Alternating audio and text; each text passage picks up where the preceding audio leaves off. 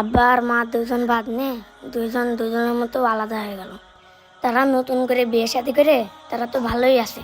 নানার বয়স হয়ে গিয়েছে, টাকা পয়সাও নেই, ঘরে খাবার দাবারের কোনো ঠিক নেই। আল্লাহ, তুমি আমার একটা ব্যবস্থা করো। তোর মা তোর বাপ তো সাড়াসাড়ি হয়ে গেল, এখন তোরে নিয়ে যে আমি কি করি, আমারই চলে না রে।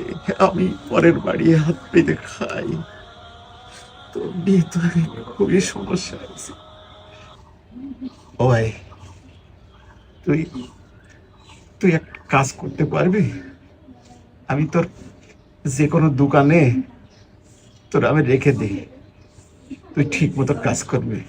হ্যাঁ বল, ও ভাই বল, কাজ করবি তো ঠিক মতো? হ্যাঁ, আমি কাজ করবো। স্যার, কি খাবেন?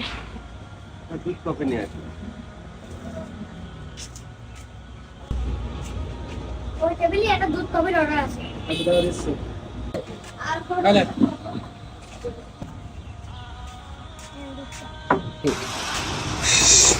তুই হাতের উপর গরম কফি ফেল দিলি? কি করবো স্যার এখন তুমি?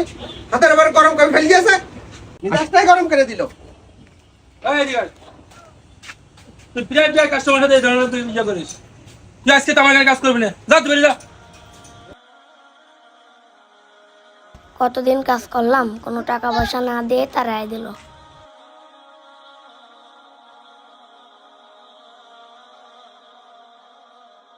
দেখ নানু ভাই, হঠাৎ করে তোর নানু মারা গেল, তোর এখন আর কেউ দেখার নেই।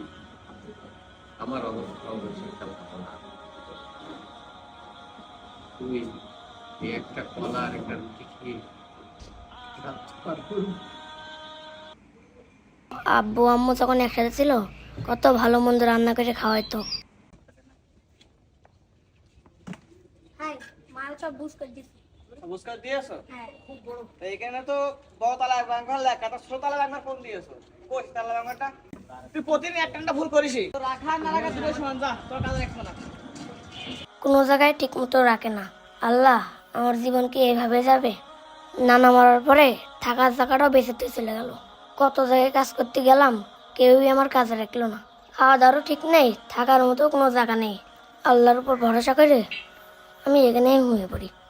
প্রিয় ভাই বোন, আপনাদের সকলকে বলছি, পরকীয়া প্রেমে আকৃষ্ট হয়ে আপনারা যে একজন আরেকজনের সাথে এইভাবে চলে যাচ্ছেন, একবার কি ভেবে দেখেছেন আপনি যেই সন্তানটাকে রেখে যাচ্ছেন, এই সন্তানের ভবিষ্যৎটা কি হবে? এই ভিডিও থেকে সকলেই শিক্ষা অর্জন করবেন যেন এইরকমটা আপনার সন্তানের সাথে না হয়। ভিডিওটা বেশি বেশি শেয়ার করে মানুষকে সচেতন হতে সাহায্য করুন।